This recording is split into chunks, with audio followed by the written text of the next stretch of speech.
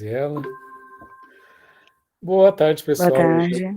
Hoje é 17h09. Boa tarde, Graziela. Estamos aqui nessa nossa jornada que vai até em torno de fevereiro, né? Nesse livro fascinante que é o Ser e Tempo. A gente está no volume 2. Estou retomando essa jornada. Agradeço ao Guilherme, ao Magnus, a todo mundo que se reuniu essas 3 semanas, porque nós somos um coletivo, né? Eu estava de férias. Estou voltando feliz da vida de estar aqui com vocês. E hoje, a princípio, é o Oswaldo que seria o facilitador. Talvez ele venha entrar, né? Sempre tem, às vezes, algum atraso, né? Mas o Guilherme se dispôs a ser o facilitador, né? Enquanto o Oswaldo não chega, então a gente vai fazer um híbrido, né? Da facilitação do Guilherme com o Oswaldo, né? Que só vem agregar, né? E aí a gente vai depois fazer o nosso debate do parágrafo 59, né? 59. 59, que é um parágrafo muito fundamental, porque faz articulações complexas a partir do tema a interpretação existencial da consciência e a sua interpretação vulgar, né? Essa interface entre a dimensão existencial da consciência, sua interpretação, e o contexto vulgar a partir das ocupações a partir do qual, inclusive, emergem correlações da consciência, né? Com vocês, a facilitação é generosa, urgente e sempre muito apropriada do Guilherme. No caso é emergente, que ela vai surgir agora. Urgente, né? Quando é a facilitação oficial, eu falo magistral, né? Hoje é emergente, Hoje porque eu é falei tanto de urgente, urgente, emergência quanto ela vai emergente, surgir agora. presente, né? Generosa. Então, boa tarde, gente. Eu acho que nós podemos. Eu acho que se eu for poder sintetizar, né, esse parágrafo, né, o que ele faz é uma distinção, né, entre a situação ôntica e ontológica do apelo, né? Uma vez que, conforme nós estamos discutindo, né, o apelo até agora, né, e a função da consciência, esse apelo no qual ele vem chamar, né, ele é um apelo ontológico, ou seja, né, ele dá a questão e ele surge das questões existenciais, né, conforme nós somos tratados aqui, né, das estruturas da presença do Dasein, né, e não de situações ônticas concretas, né. E o que isso quer dizer, né? Como ele faz essa diferenciação, né, a consciência, ela não pode ser, as últimas consequências, algo bom ou mal, como se diz no termo cotidianos, né? Por quê? Porque isso são coisas que acontecem a posteriores, a partir de eventos concretos. Ora, e como ele mesmo diz, né, ele depende de uma certa moral, de um juízo de valores. Né? É uma questão, né, que eu vou devagar um pouco aqui, porque não está nesse livro, mas eu acho importante para esse tipo de discussão, né, é retomar um livro que eu estou lendo no momento, que é o Desobedecer, do Frederick Gross. Ele começa esse livro querendo propor uma uma ética da desobediência. E ele começa esse livro dizendo que para se ter uma ética é necessário ter uma estética. O que ele quer dizer com isso, né? Que ao contrário de que se pensa, dizer que você está sendo ético não significa nada. Porque a ética, ela depende da moral no qual ela é refletida. Desse tipo de valor, né, eu posso dizer que eu sou ético matando as pessoas. Se dentro da minha reflexão, aquilo se aparecer e surgir como ético. Por isso, é preciso um direcionamento para essa ética. Ora, eu só posso ter, então, uma moral que considere o bem-estar dos outros, né, se essa ética for fundada no bem-estar dos outros a partir como um pressuposto moral. Caso ao contrário, né, nós não temos essa. Apenas assim essa ética consegue ser uma ética de cuidado no sentido casual com os outros. Ao contrário, a ética só vai refletir os nossos pensamentos próprios, né? Porque afinal a ética é a reflexão sobre a moral. Nesse caso, ela só dá em casos individuais. O que nós temos então, né, para pensar isso? O apelo da consciência, ele não tem nada a ver com esse tipo de ética, porque ele não é um pensamento refletido. é um pensamento pré-consciente, né, pré-ontológico, porque ele nos remete, né, às estruturas de contato do ser aí. Ou seja, né, como foi dito nos outros parágrafos, o que nós temos, né, é o retomar do caráter próprio da existência, que é o poder de possibilidades. O apelo da consciência, ele nos remete ao fato de, apesar de nós sermos assim, nós poderíamos ser de outro jeito. E por isso nós estamos em dívida, né? Apesar de que eu não achar que o termo dívida é bom. E aqui eu vou citar o Heidegger, né, para falar isso, né? A cotidianidade toma presença como algo à mão de que se ocupa, ou seja, pode ser gerenciado e calculado. A vida é um negócio, independente se ela cobra ou não seus custos. Ora, e aqui eu faço um apelo, né, a preferir culpa a dívida. Dívida se paga, culpa não. A culpa é algo que é um sentimento que você carrega. É, e esse é exatamente o sentimento que nós temos a fazer escolhas. Porque ao contrário da dívida, né, se nós formos parar para pensar, eu poderia eventualmente pagar essa dívida comigo mesmo. Mas isso é impossível ontologicamente, existencialmente, porque eu não posso voltar no passado e tomar outros caminhos para minha existência, né? Nesse tipo, então nós temos um ser que vai tentar pagar as suas dívidas de todos os tipos. Mas isso é impossível, né? Por isso que eu prefiro então a culpa, porque nós temos exatamente o que ele pressupõe nesse capítulo, né? A culpa e o débito ontológico, ele não tem nada a ver com aquilo que nós fazemos ou não fazemos, eticamente ou não. Ele tem a ver com a condição da existência que é incapaz de realizar todas as suas possibilidades. Ora, nós temos aqui uma diferença que a Alice ela toma no livro dela, né? Nós não temos culpa, mas nós somos culpa. Né? A diferença que ela faz é da culpa que nós temos e da culpa que nós somos. Porque nós temos aí um tipo de culpa que nós não podemos desfazer ela. Porque ao desfazer ela, nós desfazemos a nossa liberdade. Né? Uma vez que, como ele diz, né, no parágrafo anterior, né, a liberdade é a escolha de negar outras escolhas.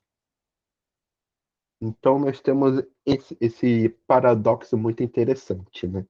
Continuando então, né, na diferenciação da culpa ontológica e da culpa ôntica, ele faz exatamente esse paralelo, né, da culpabilização. Nós temos então, né, algo muito e aqui eu aciono o ponto que ele está falando exatamente da culpa católica, que é a culpa da má consciência, né, de ter feito uma escolha que vai contra os pressupostos da boa convivência, né, sendo essa boa convivência já previamente posta e não aceitada, né, que aí você se torna culpado através das suas ações, né, porque aí você tem, né, essa certa a ideia que algumas ações são erradas e outras são certas. Por isso que nós temos a voz, ele faz essa coisa da consciência má e da boa consciência, né? A consciência má, ela te culpa daquilo que você fez. Né? Por isso nós queremos, então, atingir a boa consciência, né? O de nós estarmos de bom grado com nós mesmos. E isso é muito interessante, né, para se pensar, e algo que ele novamente ele não ele não traz aqui, é que se nós nos atêssemos a essa ideia de que a consciência ela tem esse valor, essa proposta de vigilância, né, de nós próprios, no maior sentido Foucaultiano, né, nós então exercemos essa vigilância com nós mesmos, nós poderíamos dizer que nós estaríamos entrando num pressuposto metafísico, né? Porque aí essa consciência ela deveria vir de fora, posta previamente para nos alcançarmos, né? Nós estaríamos então entrando na ideia de um subjetivismo desincorporado. Eis a grande sacada do Heidegger, né? Que é a religação com a intencionalidade. Uma vez que a consciência da qual o Heidegger fala, advém do apelo da própria presença, ela se dá em ato com a própria existência, né?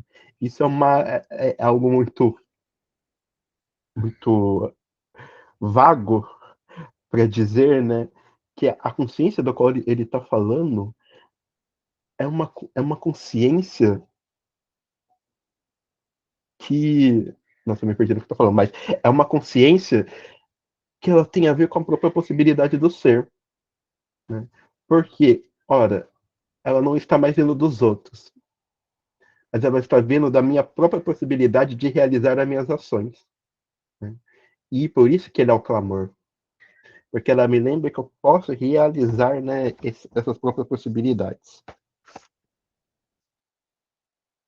E assim eu termino, porque, bom, eu não me preparei para falar essa frase, mas para mim aqui ficou muito claro, né, eu acho que é a primeira vez que de fato surge, né, algo que eu venho falando aqui desde quando nós começamos a estudar, né?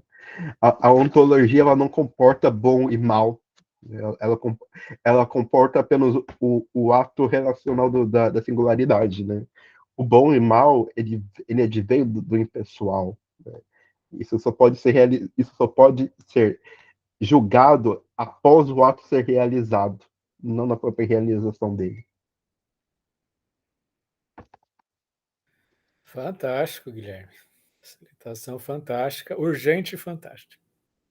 Pessoal, como a monitora Marcela, a gente está nesse período de férias da Unifesp, plenamente justificada a ausência da Marcela, porque ela deve estar também de férias. Então, hoje, vou pedir para quando ela voltar, dar presença para todo mundo, tá? Porque ela que passa a lista, etc. Hoje vai ter presença para todo mundo, tá? E, enfim. Eu queria compor com a tua fala, Guilherme. Depois, quem quiser compor também, compõe. Eu tenho assim um olhar desse parágrafo que aproxima e tem umas pequenas nuances com o que você tem dito.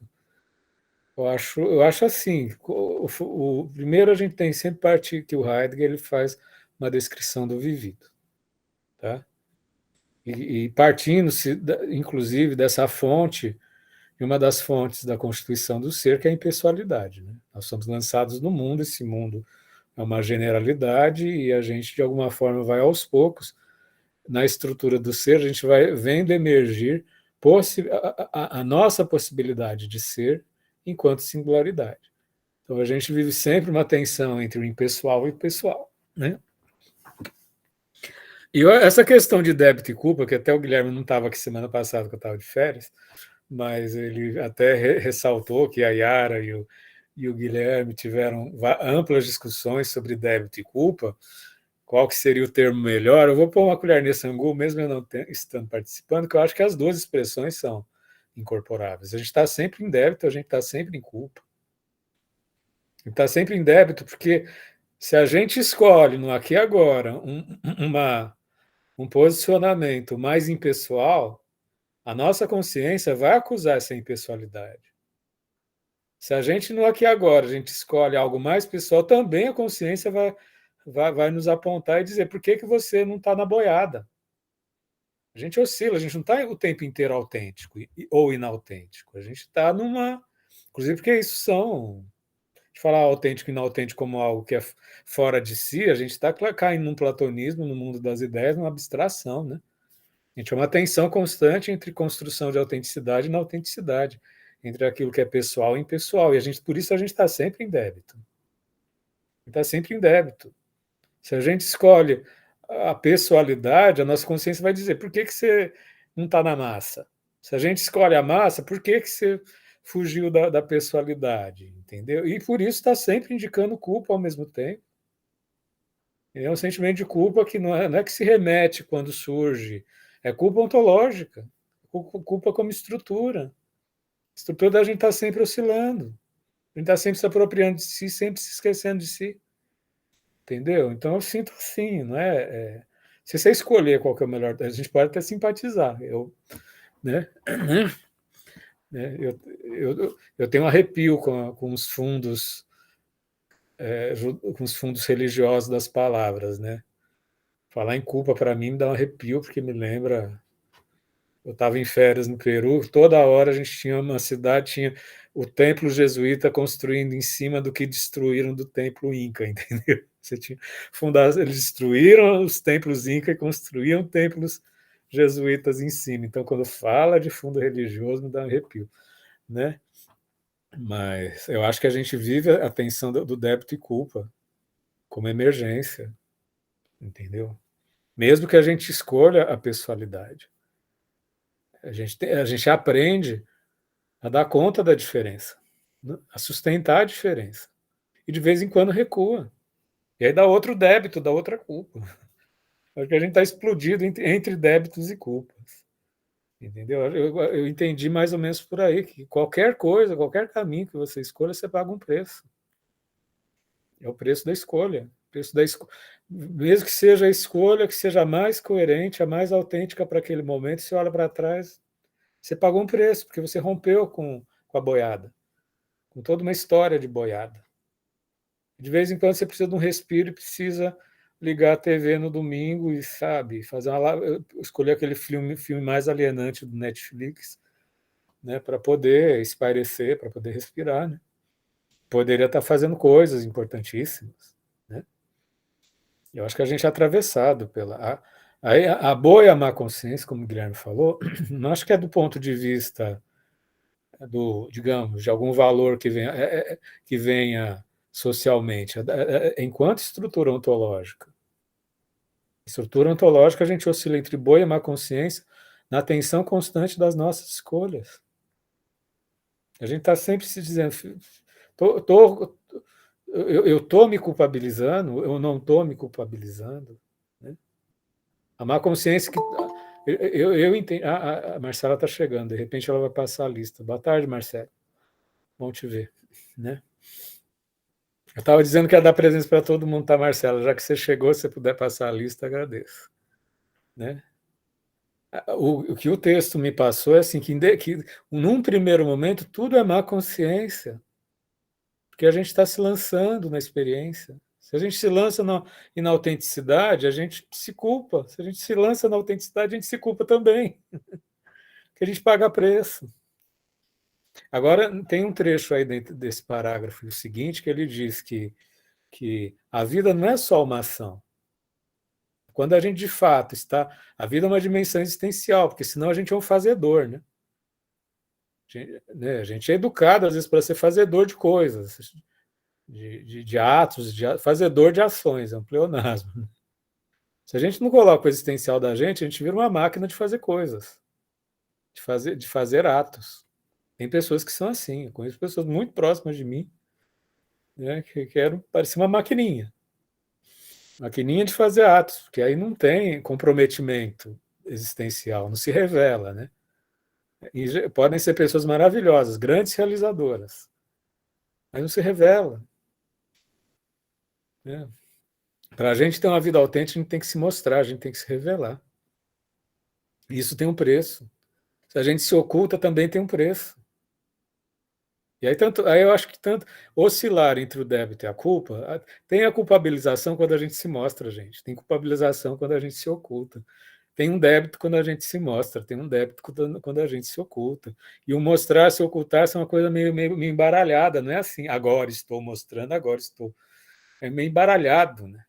É meio embaralhado, é um aprendizado mostrar e se revelar, entendeu? A gente está atravessado pelas dimensões do débito e da culpa, né? Tem hora que a gente sente, estou em falta comigo mesmo e a gente se culpa. Acho que é meio juntinho, entendeu, Guilherme? Eu estou me culpando por estar em falta, eu estou me culpando por estar autêntico, entendeu? Porque eu podia estar mais sossegado na alienação, né? Na inautenticidade, né? Eu acho que é meio mesclado, acho que o sentimento é meio híbrido, assim. Uma culpa, uma culpa debitante e um débito culposo, sabe?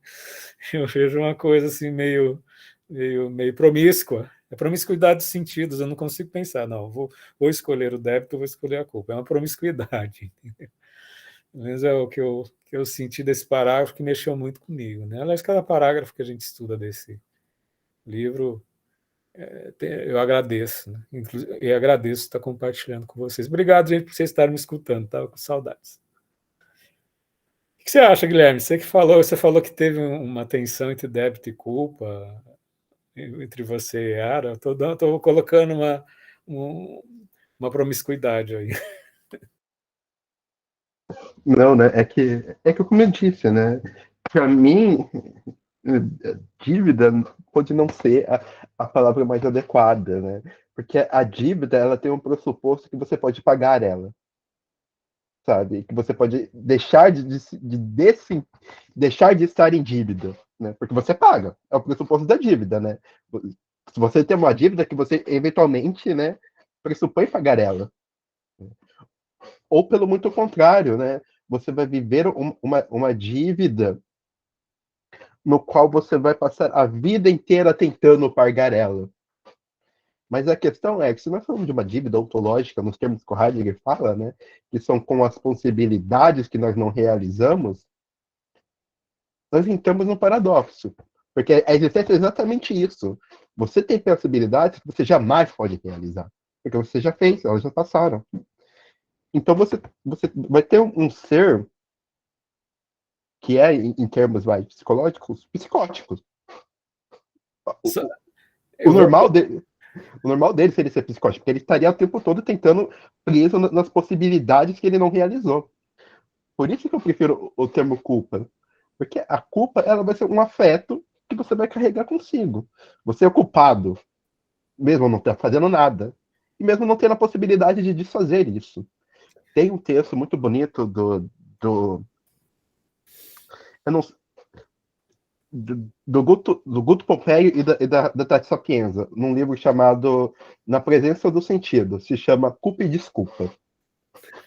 Ele fala exatamente nas possibilidades de se desfazer a culpa. Ele fala, e é exatamente disso, né? Porque quando você se desfaz a culpa, você desfaz uma escolha, você desfaz um caminho, você desfaz um sentido. E de desculpa e desculpa, você perde o sentido da vida. Porque tudo aquilo que você construiu some. Fantástico. Então nós temos isso, né? Certas culpas nós não temos, mas somos. Porque Só nós uma temos, desculpa. porque nós temos que carregar elas, nós queremos ou não, e não há possibilidade de se desculpar delas. Sim. Eu vou pôr uma colherzinha nesse angu, que eu estava olhando a etimologia de débito, eu coloquei aqui no chat, ó, volume de sangue expelido por cada ventrículo cardíaco por unidade de tempo. E descarga fluvial, tem uma temporalidade no débito. O débito, ele permite o fluxo, ele permite uma descarga.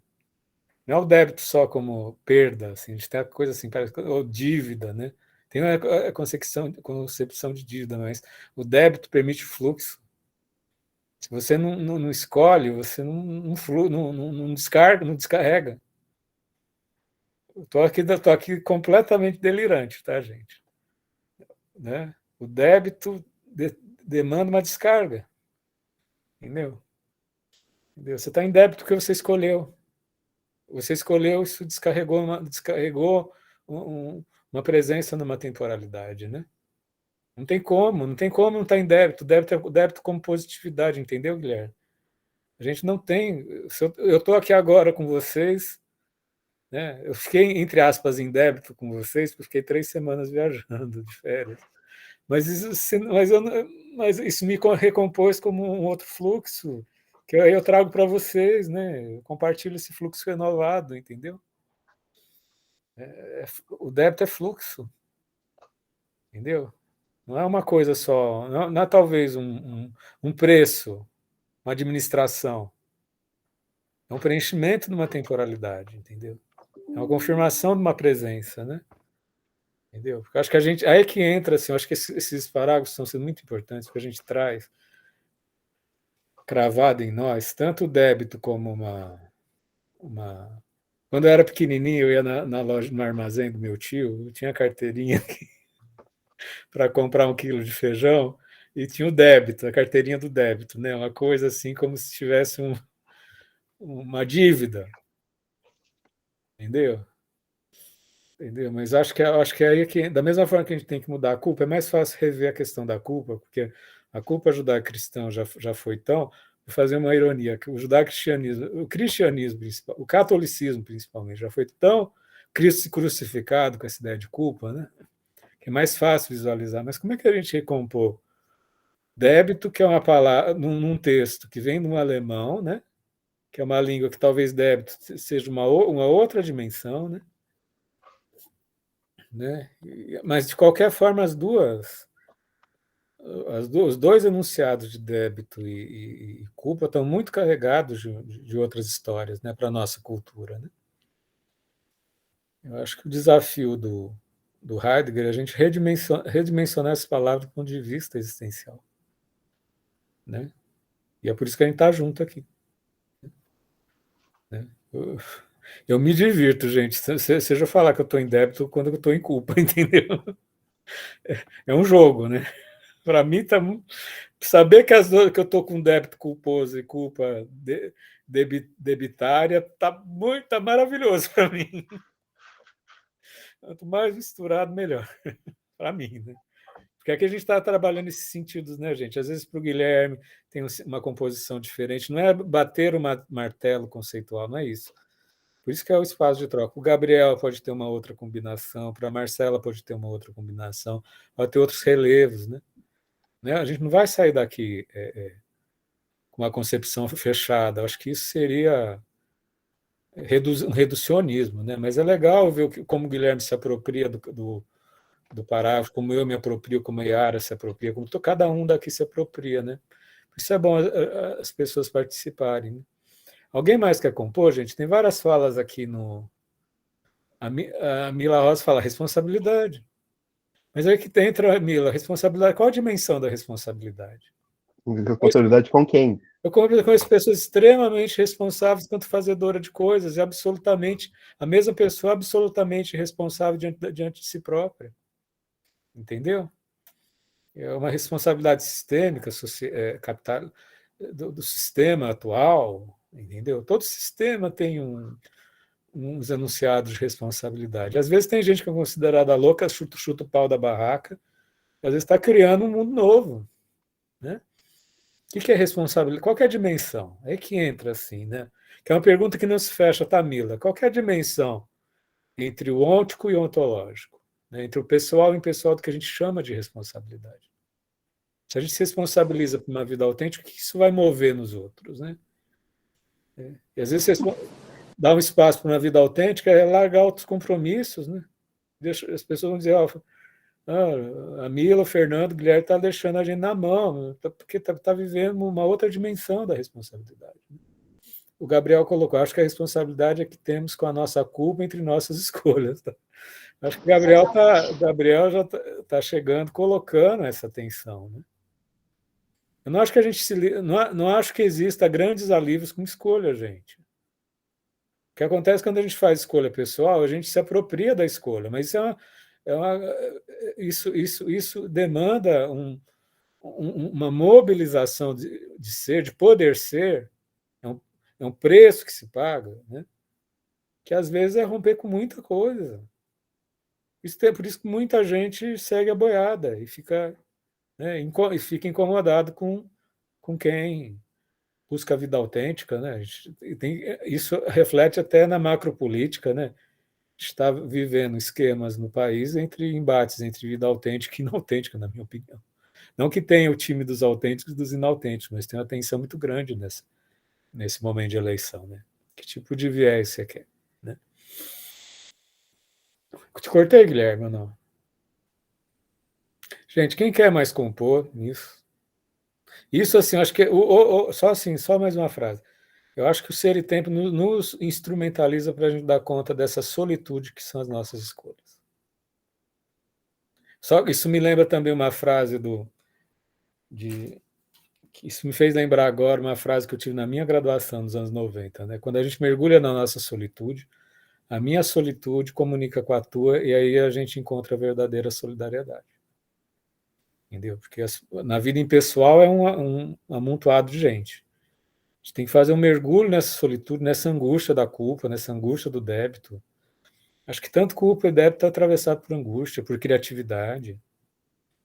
Eu acho que, né, se a pessoa escolhe a palavra débito ou culpa para mostrar essa angústia criativa, ou se acha que é os dois, né, isso tem a ver com como a pessoa se posiciona. Eu acho absolutamente angustiante ser inautêntico, como é absolutamente angustiante. Não sei se é absolutamente, é muito, né? Demasiadamente angustiante ser inautêntico, como demasiadamente angustiante ser inautêntico, gente. Conheço pessoas que a vida inteira, ao meu olhar, são inautênticas. Ao meu olhar, né? Fenomenologia. Né? Não tem uma tabela dos autênticos e dos inautênticos. Né? Não vai ter um panteão, né? Um pódio. Olha, galera dos autênticos e dos inautênticos. Não tem um, né? Não tem um Deus todo-poderoso que vai dizer que aquele ali é mais autêntico, aquele é menos autêntico. Isso é uma construção de olhar, né, gente? Isso tem um risco, né? Alguém quer compor, gente? Eu acho que, lendo Heidegger, eu compreendo que ele, independente do que ele coloca na discussão, causa essa angústia para nós, esses insights para nós estarmos se reelaborando no mundo, né? Sempre há uma pergunta para nós mesmos, né? É isso que eu compreendo, eu acho muito interessante. Mobiliza um mundo de afeto, né, Tatiane? Gabriel colocou solitude possível, porque a maioria das vezes é solidão, né? Solitude é uma construção, né? Já é um nível de elaboração, né, Gabriel? O Magnus levantou a mão. Oi, Magnus, saudade de você. Oi, Fernando. Oi, todos e todas aí. Tô aqui de cama com bastante gripado. Vou ficar aqui rapidinho. Tudo bem? E tive febre. Tô aqui tomando um chazinho aí do Guilherme, que ele falou que o livro dele estava cheirando a chá.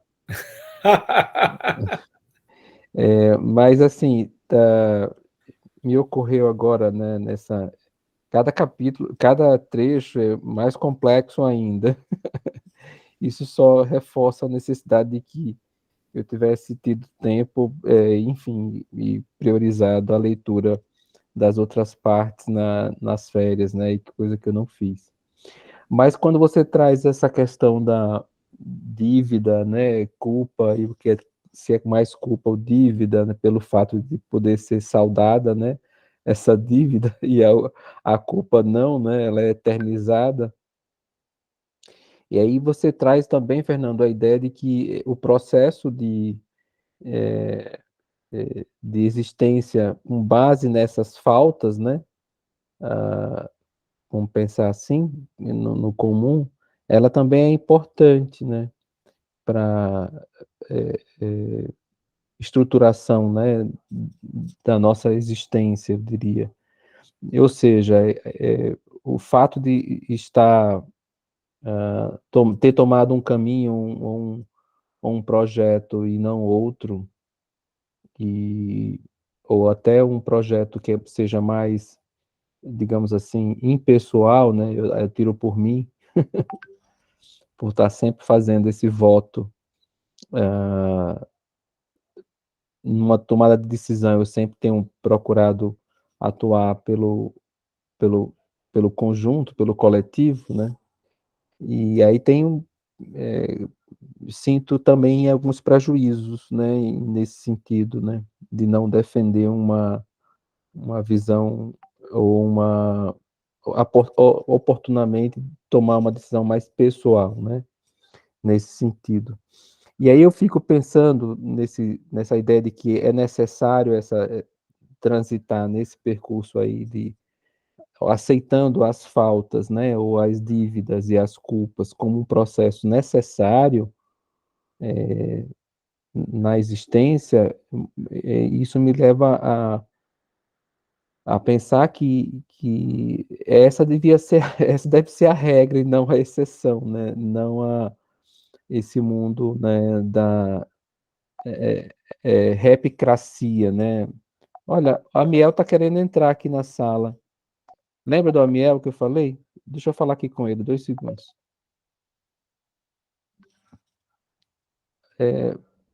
Fazer uma interrupção aqui. Não sei se vocês lembram, uma das reuniões que a gente teve, Fernando, Sim. a gente passou um vídeo, acho que foi a Érica, quem foi que passou o vídeo? Ou foi a Mila, não lembro, do Amiel Modesto, que é uma pessoa intersexo que trabalha essa questão que a gente trouxe aqui, e eu convidei ele para vir numa das nossas reuniões. Ah, Ele que está me ligando. fantástico. Vou pedir para ele entrar, tá? Ah, pois não, claro. Pois não. Você lembra, Guilherme, quem foi que fez a intervenção e colocou o vídeo dele? Foi a Mila mesmo. Hein? Foi a Mila. Foi a Mila, né? Mila tá aí, né? Ah, tá. Oi, Mila, você quer conhecer o Amiel, então, agora? Adoraria.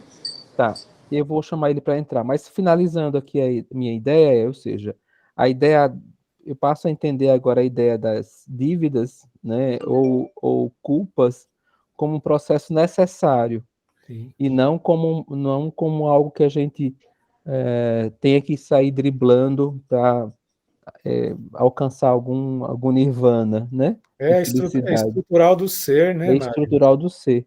E aí eu fico pensando quanto da nossa sociedade ela envereda por um exercício de uma busca de uma felicidade quase que chama de happiness constante, né? Que tem até um livro bastante polêmico da Repicracia, né? Do Fabricando Cidadãos Felizes. Não sei se vocês já comentaram aqui.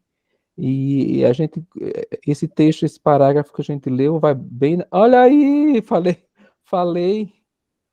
falei em cima, né, é, Guilherme? Então, ou seja, hoje foi muito rico para mim, né, porque eu pude fazer essa síntese que eu não tinha feito ainda, né, o que o Fernando falou e o Guilherme, pensando nessa possibilidade de que a frustração, né, essas dívidas e essas culpas, elas são tão necessárias quanto esses momentos de felicidade, né, para a estruturação das nossas existências. Não sei se eu fui muito vago. Enquanto isso, eu vou chamar a Miel, tá? Sim. A Mila colocou aqui, olha, gostei muito da colocação sobre o autêntico e não autêntico, não está dividido em ser ou não ser autêntico, né? Assim como algo a ser vivido. Ninguém sabe a priori, né, Mila? Ninguém sabe a priori. Eu acho que tem um movimento que é assim, as pessoas da sala de jantar que estão ocupadas em nascer e morrer, é a galera da boiada. A gente faz um esforço para sair da boiada, tenho certeza que todo mundo faz.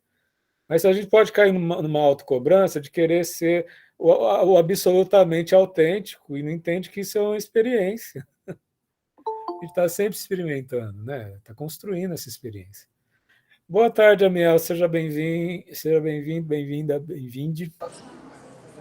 Muito contente de você estar aqui. Olá. Está me ouvindo, Amiel? O microfone está fechado. Oi, Olá! tudo bem? Como vai? Bom te ver. Sou o professor Fernando. Estamos aqui o Magnus. O Guilherme é o colaborador, a monitora é a Marcela, a Mila, eu não estava aqui na semana passada, estava de férias, mas a Mila é uma pessoa que tem um afeto muito grande por você. E seja sempre, tem sempre um lugar para você aqui, tá? Toda quinta-feira às 17 horas. A gente está estudando Ser e Tempo do Heidegger, tá? Hoje a gente está estudando as tensões das escolhas da vida, né? Como é que é, Sim. né? Vocês estão baseados no Ser e Tempo, né? Sim, sim. Amiel, eu agradeço você ter vindo aí. A Miel sempre fica nos socorrendo em várias aulas aqui na Unifesp. Mamiel é o nosso mestre aí, fundador e quem pensou a partir da sua vivência, né, e começou a politizar e divulgar, mobilizar pessoas, né, e pesquisadores no país para se reconhecer e respeitar, enfim, e mudar o processo de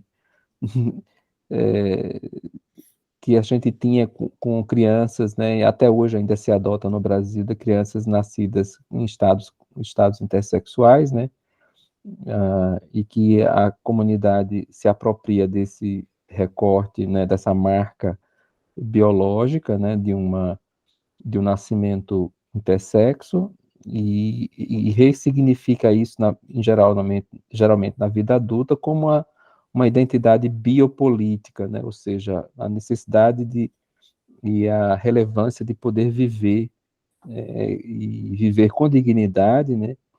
Um corpo que se reconhece naquele lugar de uma anatomia não binária, né? Macho-fêmea. E aí, para nossa surpresa, a Mila estava fazendo uma das facilitações da leitura do Heidegger, de um capítulo específico, e ela trouxe, por conta dela, ninguém conversou sobre isso, ela trouxe o seu vídeo da sua entrevista do livro, né? Eu acho que do corpo, Mila, ou a alma, não lembro.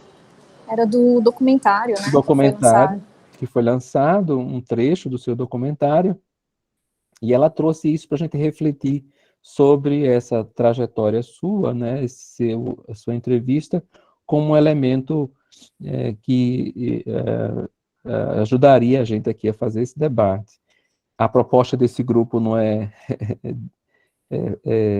de ativistas, né, na causa, em nenhuma causa específica, mas no sentido de trabalhar o texto da fenomenologia e também desse livro, mais especificamente. Não é isso, professor Fernando? Guilherme é o nosso outro mentor aqui. Então, eu disse assim, olha, gente, vocês trouxeram um vídeo de uma pessoa que é muito importante para a minha vida como profissional, e eu faço questão de avisar para ele que a gente existe. E aí eu liguei para você na semana passada, você estava em terapia, não lembro, e aí ficou para essa semana e você apareceu aí. Então, bem-vindo ao grupo, e a Mila aí conduz a sua entrevista ao vivo.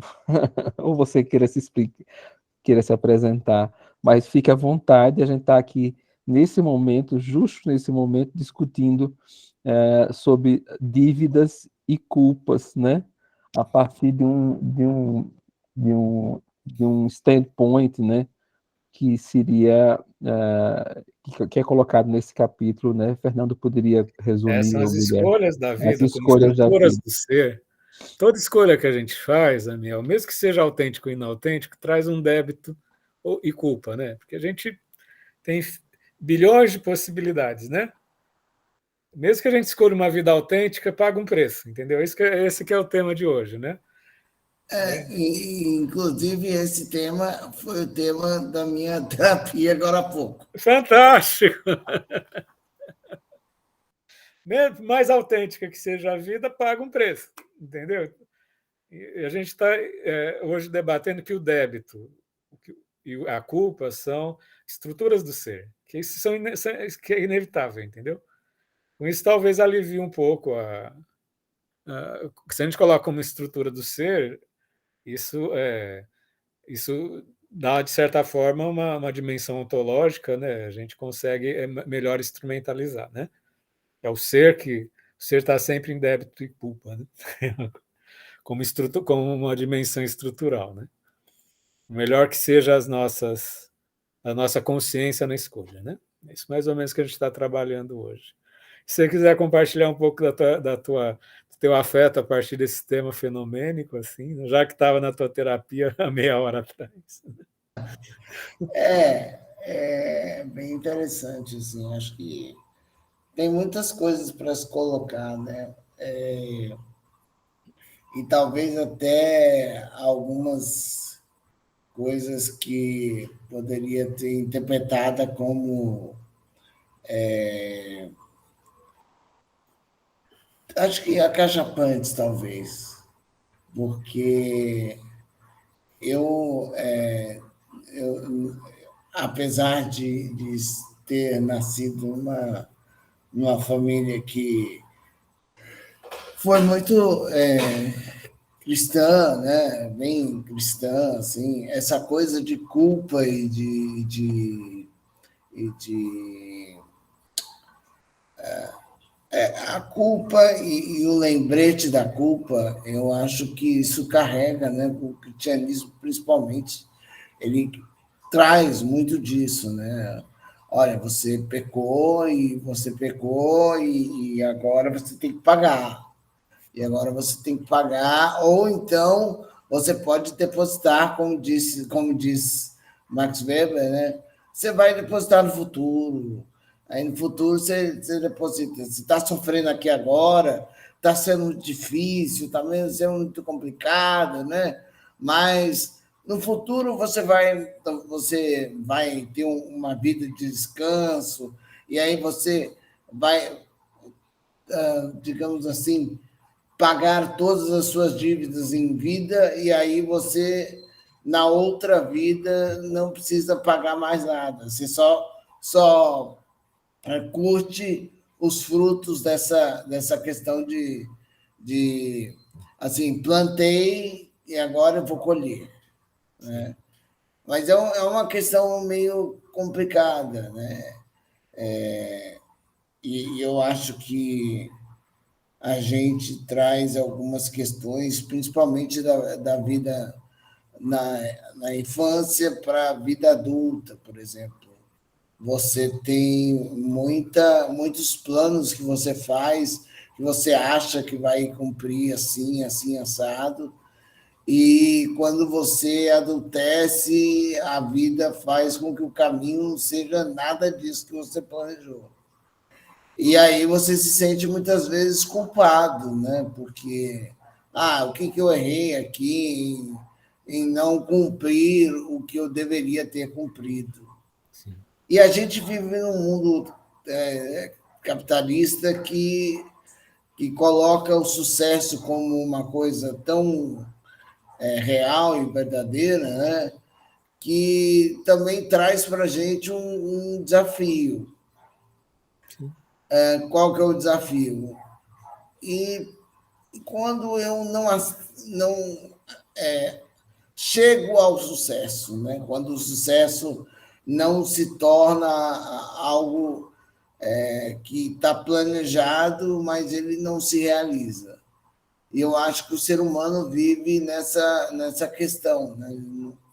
Ele nunca vai estar contente com o que ele vive e nunca ele vai estar contente com o passado. Ele tenta sempre fazer do futuro uma coisa um pouquinho melhor, mas que não é fácil. Inclusive, eu estava falando até na minha terapia, vou trazer um pouco da terapia, porque eu acho que é interessante. Eu assisti um filme há muitos anos atrás, que não está mais na Netflix nem em outros lugares, mas era um filme muito, muito interessante para a gente pensar isso, né, cara? Culpas e tal. É um filme mexicano com o nome de Como Águas para Chocolate. Eu acho que eu assisti. Esse filme é fantástico, ele coloca muito essa questão, né, de que assim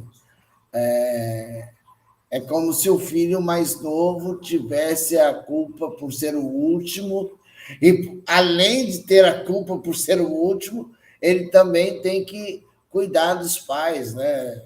Ele tem a nobre missão de cuidar dos pais e abonar todo o plano para a sua vida que ele tinha, ele não vai viver mais. Porque na cultura do filme em si, é uma coisa que a pessoa tem que trazer para si. Eu não posso mais viver aquilo que eu deveria viver. ou que eu gostaria, né? Eu tenho que viver o que não foi, o que foi dado para mim e, ao mesmo tempo, eu não sei se eu deveria. Quer dizer, eu tenho que lidar com aquilo que me foi dado pela cultura, mas eu não sei se isso é bom. Que é a história da moça do filme, né? No final, que ela pega e rebobina a própria vida e a forma como a cultura vê a própria vida, né? E eu vou confessar para você, Fernando, que em Magnus, em Mila, etc., que quando eu vi aquele filme, eu chorei muito. Eu chorei muito. Porque, apesar de ser o filho mais velho, aquela história era planejada para mim. Porque, como os meus 2 irmãos mais novos já eram casados e eu não tinha ninguém ainda, e eles tinham seus trabalhos já, e tinham, entre aspas, um certo sucesso, eu era o único desgarrado da família. Então, o único desgarrado vai viver do jeito que tem que ser. Qual é? Vai viver cuidando dos pais. E eu achava aquilo uma coisa terrível, porque qual foi o momento que eu assinei que eu vou cuidar dos meus pais, né? E nesse cuidar dos meus pais eu vou abonar a minha própria vida, já era. Não vou viver mais do que eu tinha planejado. E eu me via muito nisso, assim. E num certo momento eu percebo que era uma coisa que também, por isso que eu digo acachapante agora, parece que o filho ele tem, não que o filho não possa cuidar do pai, tá? Nem da mãe, mas é como se fosse um pagamento. Eu cuidei de você, eu te alimentei, eu fiz isso, eu fiz aquilo. Então, você tem que se sentir meio que na obrigação de cumprir aquilo, né? Cuidar de mim, e pensar no que você poderia viver, não mais como você gostaria. E isso, para mim, é muito cruel, vou confessar. Porque eu acho que acaba com a individualidade da pessoa, né? Acaba com a individualidade da pessoa no sentido de que, assim, e eu como sujeito? Eu não posso mais viver o que eu planejei. E quem sou eu? Era uma coisa que eu falava muito para minha mãe, muitas vezes. Quem pediu? Quem fui eu que pedi para nascer para você? Eu não lembro disso no meu prontuário de vida. Não estava registrado isso. É contra. Então, assim, eu acho que isso é uma coisa que a gente tem que pensar muito, sinceramente. Qual é a vida que a gente quer, né? Qual é a autonomia que a gente quer para as nossas próprias histórias? Porque eu vejo isso não só no movimento de sexo, mas na vida em geral. A autonomia é uma coisa que as pessoas elas gostam muito, mas elas também cerceiam muito as dos outros. E, nesse sentido, aquela frase velha, né, que o meu direito termina no direito do outro. É muito isso para mim, assim. E eu acho que sustentar um filho, ajudar um filho é uma coisa boa, mas eu não acho que isso é uma dívida. E o filho não deve se sentir também culpado por isso. Eu acho. Eu acho que essa pessoa precisa se sentir potente, no sentido de que tanto a pessoa com mais idade ou menos idade, as duas possam gozar da autonomia de viver. Sim. Porque parece que na nossa sociedade a gente vive um negócio assim, meio que, até os 60 você pode. Depois dos 60, tchau, gente. Gente do Então, céu. vamos preparar para a morte mesmo, porque acabou aqui, né, e tal. Nossa, então quer dizer que depois de 60 anos você não vai viver mais. Eu fui, Fernando, eu vou encerrar com essa aqui. Eu morei numa cidade em Presidente Tancredo Neves. É uma cidade no interior da Bahia. Olha, Nessa cidade havia duas coisas. A primeira era a história de meninas com 20 anos se casarem com senhores de 50, 60, e uma outra que era muito assim, dizia muito da cidade também. Depois dos 40 anos, as pessoas que moravam naquela cidade eram vistas como idosas. nossa, Então, assim, você não presta para mais nada. Você tem que esperar a morte chegar e pronto. E aí eu ficava meio assim, nossa, então, assim, depois dos 40 anos você não pode viver mais. Então, gente, infelizmente, vamos nos fechar agora. Vou fechar aqui na minha casa, né? Exatamente. E para a igreja até esse dia chegar. Isso, vamos aguardar. E, por favor, gente, façam a minha missa, tá? Uma missa bonita, por favor. Um caixão bonito também. Eu não vou poder escolher, né? Mas, pelo menos, eu gostaria que vocês fizessem essa honraria para mim. Eu acho isso uma coisa muito ruim, porque eu vejo hoje um movimento da melhor idade pensando a autonomia também depois dos 60. sim. E eu acho que, assim, é uma coisa muito importante, porque também a gente nutriu essa ideia de que você aposentou, não presta para mais nada. Você vai ficar em casa para o resto da vida e acabou, esperar a morte chegar. E eu acho que isso é tão ruim, porque parece que acabou o futuro. Você não pode mais planejar nada. Sim. Você não pode nem imaginar mais qualquer coisa. Porque você sabe que a morte vai chegar para qualquer um. Tudo bem.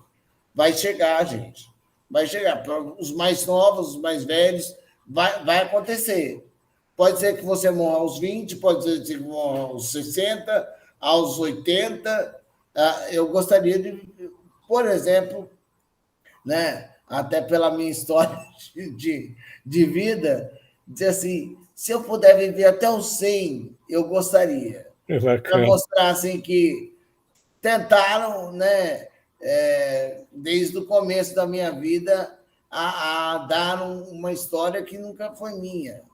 Mas, pelo menos, eu poderia, né? E eu digo isso com toda certeza, de que hoje, aos 40 anos, eu posso dizer que os 6 últimos anos foram os 6 últimos anos que eu pude ter autonomia para dizer essa é a minha própria vida, eu sei o que eu estou fazendo. Porque os outros 33 foram em coma. Foram em coma. Foi uma pessoa que viveu vegetativamente. Então, assim, não dá para dizer que acabou agora. Eu preciso de mais. Queria agradecer em nome do coletivo, Amiel. Você não tem noção o valor que foi essa ilustração, né, que você fez. Parece que você encarnou o parágrafo aqui do Heidegger, tá bom? Entendeu? Você tá o parágrafo encarnado que a gente está estudando. Obrigado por essa encarnação. Porque você mostrou toda essa complexidade do débito, da escolha que às vezes nos atravessa, que não para só na gente, que é uma questão de toda uma cultura, você falou, que é uma questão de toda uma relação social, e tem toda todas essas tensões de débitos e escolhas que são feitas na troca dos afetos, né, entre as pessoas, que é uma questão intersubjetiva, né? Então, obrigado por ter encarnado o parágrafo. E já reitero, sempre que você quiser participar, o Magno já te passou o link, em geral, toda quinta-feira às 17 horas a gente está estudando. Se você quiser, a gente põe teu nome no WhatsApp do encontro, né? Mas só vem agregar, tá? Estou muito feliz, muito grato da tua presença. A Mila quer comentar alguma coisa? A Mila, que foi a protagonista desse encontro. Você já tem 2 Milas na sua vida agora, Miel. A Mila cirurgiã e a Mila rosa.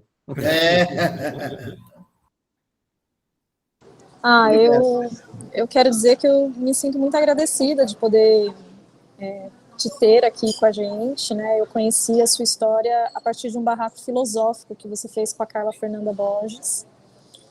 E aí, sempre que eu posso, eu trabalho com perinatalidade, né? Então, eu acompanho famílias desde a gestação até os 3 primeiros anos de vida, essencialmente, do bebê. E eu lido com perdas, eu lido com situações inesperadas, e a sua história me tocou muito, porque desde a sala de parto, eu trabalho dentro de processos de humanização, de cuidado, então desde a sala de parto, como é que a gente pode integrar o cuidado para não cair num lugar como foi o que você, né, o que a sua história conta. Então, eu agradeço muito e espero que a gente possa ter mais trocas. Foi muito bom te ter aqui, como sempre ouvir, eu assisti o documentário, vi o Barraco Filosófico, eu espero que a sua fala chegue cada vez mais longe e atinja não só o público específico da sua causa, mas todo o público, porque eu trabalho com perinatalidade e a sua fala me tocou muito. Então, eu acho que é um legado que você deixa para a existência, aproveitando que o ensejo da nossa aula é existencial, né? Para que, enfim, é isso. Muito obrigada. Adorei a sua presença. Obrigado. Um comentário. Quando você fala, né, de existência, é muito o meu plano, né? Que, assim, toda vez que as pessoas até ficam a pensar, por que toda vez me perguntam, por que você conta a sua história toda hora? Por que você, né, fala da sua história? É porque, para mim, assim, se há uma coisa que eu gostaria de viver, né, e de ouvir, é de saber que, através da minha história, outras histórias tomaram rumos diferentes, entendeu? Porque eu falo sempre que quem vai primeiro não é o Amiel, quem vai primeiro é a intersexualidade. Não tem como não dizer que é isso, porque mais do que a gente vê, né, que a sociedade brasileira ainda não está preparada para essa luta. E ela não consegue fazer ela não tem ainda um olhar para esse foco, né? Porque são tantas que a gente tem que fazer, mas que, apesar de eu ter visto aí um dia, não sei se vocês viram, rolou ficou viral até, uma moça gravou no TikTok que ela estava muito cansada de que as letras do LGBTQIAP+, nossa, não aguento mais, são tantas letras, eu tenho que saber de todas, eu tenho que, não sei o quê. Não, na realidade não precisa, você só precisa conhecer e respeitar, só isso, não precisa de mais nada, né?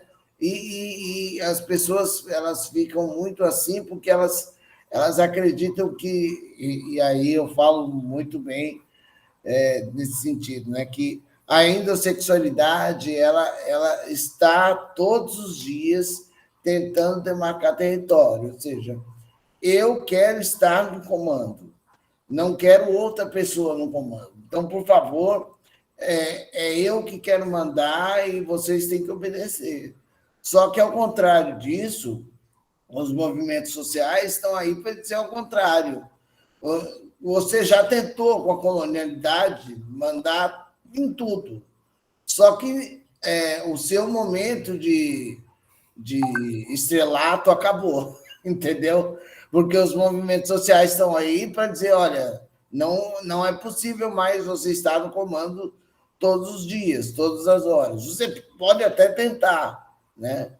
E eu acho que, nesse sentido, a gente tem que lembrar que quanto mais a gente colocar na cara da colonialidade o que ela é, melhor será, porque a gente vai mostrar um mundo cada vez mais plural.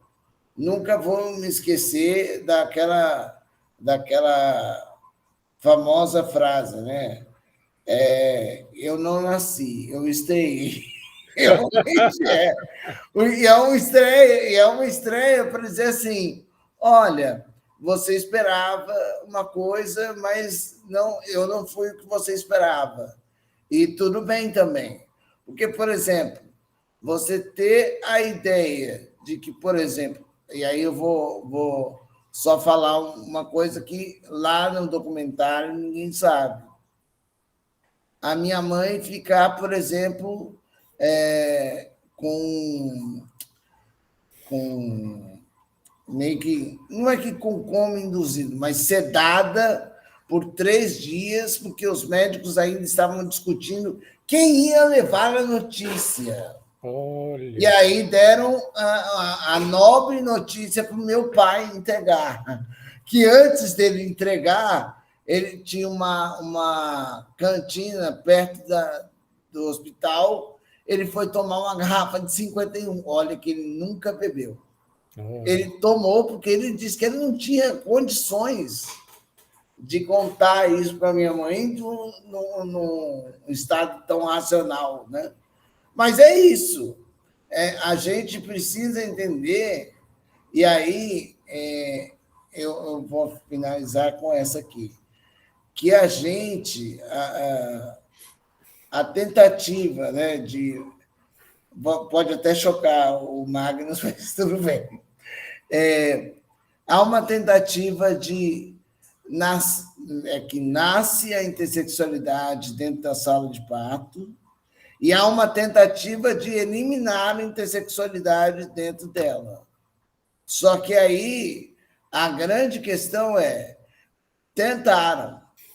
tentaram, mas houve a minha possibilidade de, aos 33 anos, acordar desse coma, como da Matrix, e poder dizer assim, então, vocês tentaram, mas não deu. Não deu. É isso. E com isso, né, o Amiel ele mostra como existe interfaces entre o que a gente estuda aqui, que é a existência, né, os processos intersexuais, os processos identitários, os processos sexuais, né, é toda uma pluralidade de enunciados, de discursos, de relações de saber e de poder, né.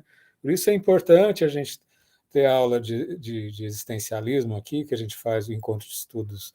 A gente intercala, tá, Miel? Encontro de estudos de sexualidade e encontro de estudos humanistas, tá? Porque não dá para separar o humano do intersexo, das identidades, das sexualidades, da cultura, né? Então, com isso, a gente vai fazendo todo esse colchão, né? Eu queria fazer um relevo para o Magnus. O Magnus ele falou que ele escolhe impessoalidade. Magnus, eu tenho que te dar um espelho, porque a tua trilha é toda autêntica. Talvez você, de tempos em tempos, tenha que fazer escolha pelo coletivo. Mas eu te conheço há alguns anos, em geral, você sempre escolhe a autenticidade, entendeu? Não confunda coletivo com impessoalidade. Você é uma das pessoas mais autênticas que eu conheço, tá?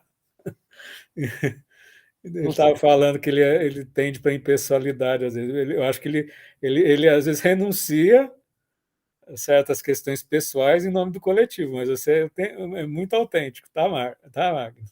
Obrigado, Fernando. Mas a minha vida é permeada por essas experiências, né? Quando eu encontrei a Miel, posso falar a data, né, Miel? Lá no Centro Cultural São Paulo, né? e várias outras rodadas de vida, né? E acho que Mila tem a ver com, nesses estudos da perinatalidade, né? Nas violências da perinatalidade, e a Miel é um exemplo desse, né? Então, imagina, endocrinologista, e eu nunca tinha ouvido essa versão, né, de existência intersexo, né? Aprendi através da Miel, e hoje a minha é assim, uma virada em 180 graus, para essa outra perspectiva de poder viver, né, sem e, e devolver a possibilidade dessas crianças, né, e adolescentes, essa a possibilidade de viver com dignidade, né, e serem felizes com essa não binaridade do corpo, né, que hegemonicamente foi dito como normal, né, por você ter uma anatomia predominantemente macho-fêmea, né, nesse intervalo anatômico, é aquele texto que a gente estava falando, né, que a gente está escrevendo, Fernando, tanto tempo, e essa monstruosidade que Foucault aborda, desse corpo intersexo, né, que é hermafrodita, né, até então, e isso assusta a todos, né, e a classe médica se beneficia disso também, porque se acomoda nesse lugar, né, da patologia, né, da anatomia não binária como patologia, e muitos se beneficiam disso. Não é à toa que a gente está aí com o Conselho Federal de Medicina insistindo que essas condições sejam tratadas como anomalia, né, da diferenciação sexual, e nós e um grupo de dissidentes aí, entre ativistas e clínicos, da assistência à pessoa intersexo, pensa de outra forma, né? E temos sido ignorados desses momentos decisórios, né? Que é essa, a Miel fala, de poder, né? O poder endossexo, né? O endossexo como uma antítese, né, da condição intersexo, também cunhada pelo Miel, esse termo de endossexualidade. Vocês estão aqui diante do autor, né, dessa. Eu digo que Amiel, ele é para intersexualidade, um processo, né, ele veio para trazer de uma visão ôntica, né, para ontológica da intersexualidade. Não sei se eu estou correto, Amiel. Amiel é cientista social, faz doutorado na UFRJ, esqueci de apresentar. Então, para mim, ele tem esse poder aí, né, de sair de um lugar comum, né, hegemônico, de um entendimento dessa inteligibilidade, né, de matriz endo-cis heterossexual, para uma epistemologia intersexo, né? Eu brinco que essa epistemologia intersexo tem sido construída pela vivência e essas falas de Amiel. Então é muito rico para a gente ter você por aqui, né? Eu acho assim, só colocando uma frasinha. Todos nós aqui dessa sala que a gente desconstrói o anormal, né? Porque em algum momento das nossas vidas a gente se confrontou com a anormalidade, com monstruosidade. Não esqueçamos que a palavra monstro tem sentido de colossal, né? Sejamos colossais, então, sabe? Monstro sagrado, sabe Fernanda Montenegro é o monstro sagrado, entendeu?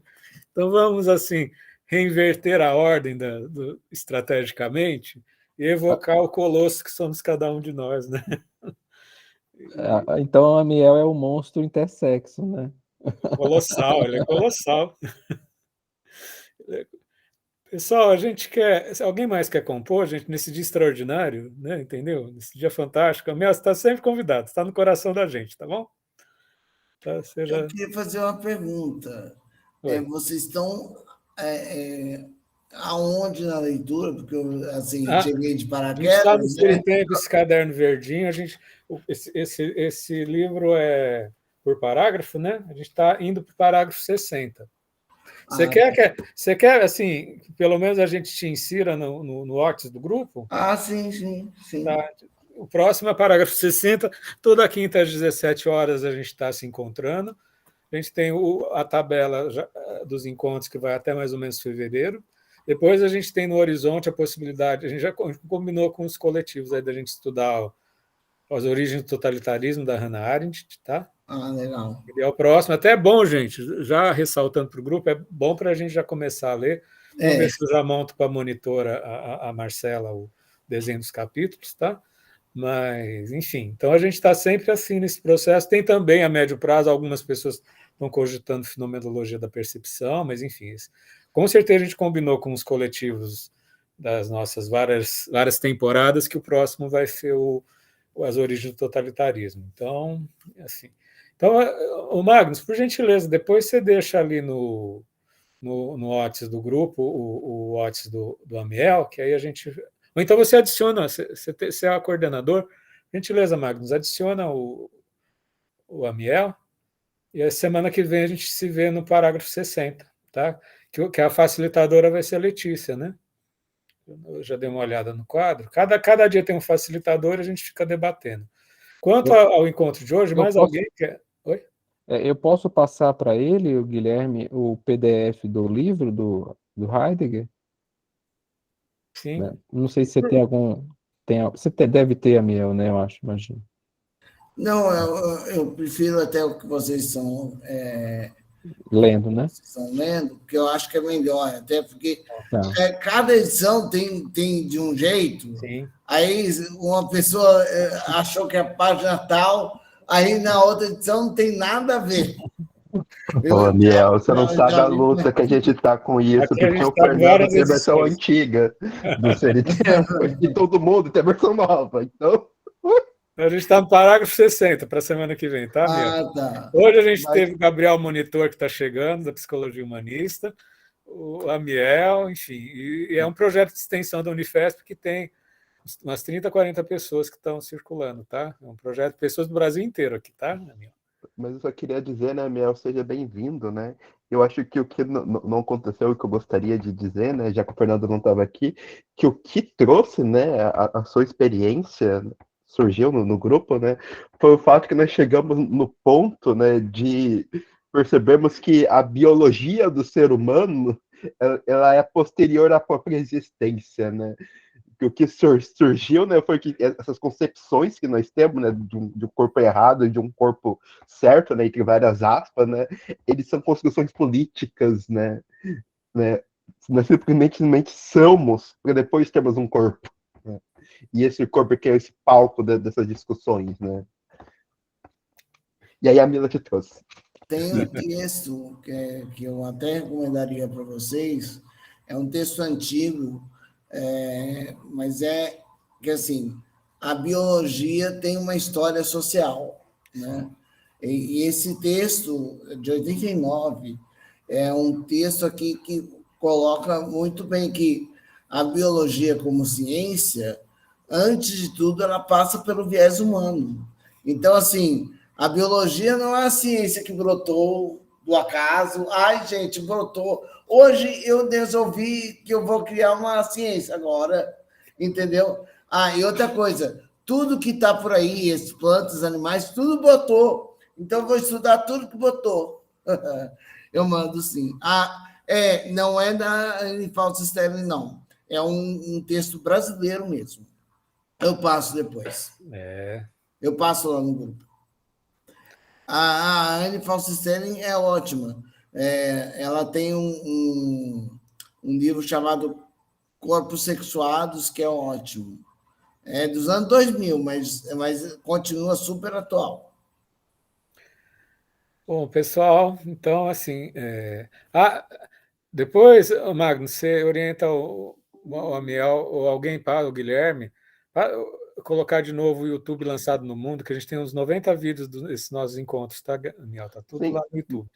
Magno, se você não conseguir adicionar o Amiel, manda o contato dele que eu adiciono e eu mando o link, eu mando o PDF, sem problemas. Guilherme, eu estou em 3 ou 4 grupos, né, de encontros humanistas. Só fica no Encontros Humanistas 2022. Tá bom, então eu vou ficar maluco, tá bom. Bom, gente, que fantástico. Eu fiz a escolha também. Como a gente está lançado. Você sabe o seu nome ainda? Você sabe ainda o seu nome? Onde você mora? Qual planeta? É bom saber, viu? Bom, gente, um encontro maravilhoso, sempre lançados por os encontros, né? Eu vou finalizar a nossa gravação, tá? Quem quiser conversar mais um pouquinho, a gente fica mais um pouco. E a gente se vê na quinta-feira, às 17 horas, para o parágrafo 60 com a Letícia, tá bom? Abração, pessoal! Obrigada, gente. Tchau, Obrigado, tchau. Obrigada, tchau. Miel.